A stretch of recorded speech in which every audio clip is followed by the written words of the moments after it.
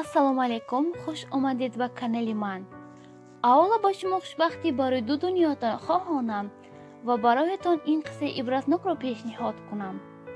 Вале пеш аз сар кардани навор эҳтиромона хоҳиш мекунам ба каналам обуна шавед ва зангуларо пахш кунед. Ва иншоаллоҳ аз мо ба шумо зараре намерасад.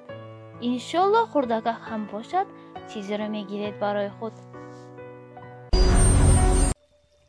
Як олими исломии замонаи мо аз нафаре ки худро фидоӣ, яъне худкуш мегӯянд, пурсидааст: ту писарам, акнун ҷиҳод гуфта мехоҳӣ худро тарк кунида кофирони зиёдро бикушӣ?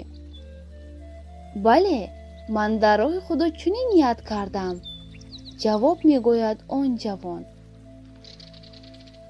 Пас агар ту онҳоро тарк кунидӣ, онҳо рӯзи қиёмат ба ҷаннат дохил мегарданд ва ё ба ҷаҳаннам? Мепурсад олим.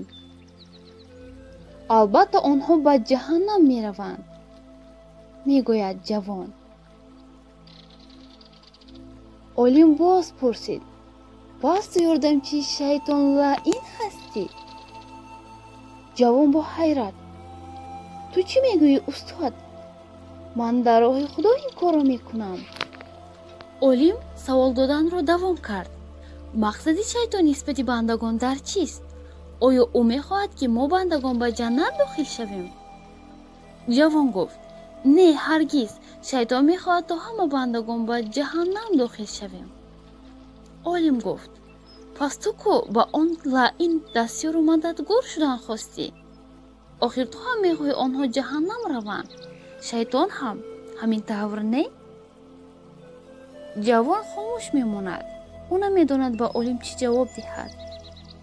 Сипас олим саволро идома медиҳад: Аллоҳи бузург мехоҳад мо бандагон ба ҷаннат дохил шавем ва ё ба ҷаҳаннам?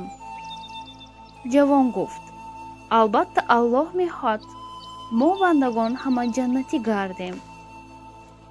Олим табассум мекунаду суханашро давом медиҳад: пас ту писарам, роҳи Аллоҳро пеша кун, на роҳи шайтонро.